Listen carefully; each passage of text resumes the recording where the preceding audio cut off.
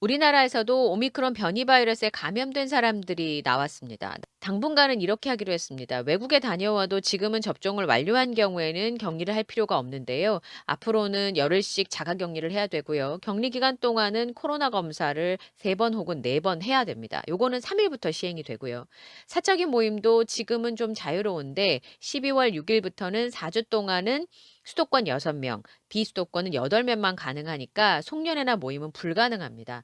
방역 패스도 지금은 일부만 썼었는데 앞으로는 식당과 카페를 포함해서 다중이용시설에 적용이 되니까 접종을 완료했거나 또 접종을 안 했을 경우에는 음성 확인서를 내야 되는 거죠.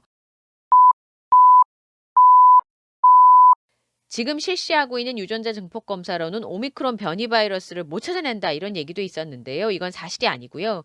코로나에 걸렸는지는 지금의 유전자 증폭 검사를 통해서 바로 찾아낼 수 있는데 어떤 변이 바이러스에 감염됐는지는 찾아내는데 시간이 조금 더 걸립니다. 코로나 변이 바이러스 중에서 알파, 베타, 감마, 델타 바이러스는 이미 감별할 수 있는 진단 검사가 있는데요. 오미크론의 경우에는 이 단백질 변이가 나타나는데 그 부위가 이전하고 달라서 유전자 전체를 검사해야 되니까 닷새 정도 걸린다고 합니다. 요것도요, 한 달 정도 후면 새로운 검사 방법이 나온다고 하네요.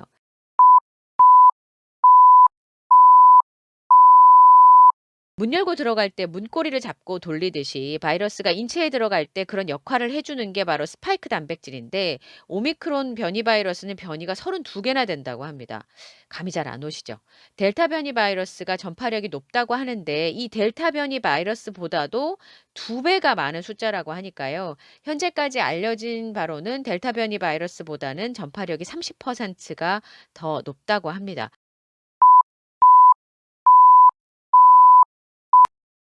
그런데 문제는 백신입니다. 백신이 스파이크 단백질에 대해서 항체를 만드는 건데 여기에 변이가 생겼으니까 지금 쓰고 있는 백신이 안 듣지 않을까 이런 걱정이 생긴 건데요. 이스라엘 예루살렘 포스트가 보도한 남아공의 보건당국 자료가 있어요. 화이자 백신의 경우에는 델타 변이 바이러스에 대해서 예방 효과가 93%, 오미크론 변이 바이러스는 90%니까 좀 떨어집니다. 그런데 화이자 백신을 3차까지 맞으면 오미크론 감염자가 중증이 되는 건 93%는 막아준다고 합니다. 예방 효과는 좀 떨어지겠지만 어쨌든 백신을 지금 맞으면 중증으로 가는 거는 좀 막아준다는 건 확실한 것 같은데요.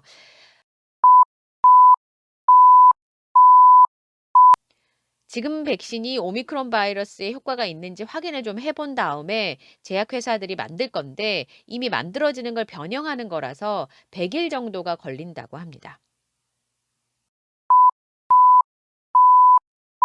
남아프리카 공화국에서 환자가 처음 발생했을 때 증상이 그렇게 심하지 않았다고 합니다.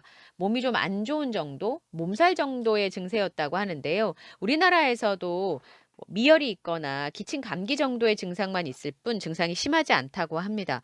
그런데 지금까지는 주로 젊은 층에서 발생하기도 했고 또 중증이 되는데도 1-2주가 걸리기 때문에 섣불리 얘기하기는 좀 어려울 것 같고요. 앞으로 2주 정도가 중요한데 조심하셔야 될 것 같습니다. 아직까지는 오미크론 변이 바이러스에 대해서 정보가 많지 않아서 전문가들도 굉장히 조심스럽습니다. 지금 우리가 할 수 있는 건 손을 잘 씻는 거, 마스크를 잘 쓰는 거, 그리고 백신 접종을 하셨다면 3차 접종을 하시는 것도 도움이 되실 것 같습니다. 지금까지 앵커리의 픽이었습니다.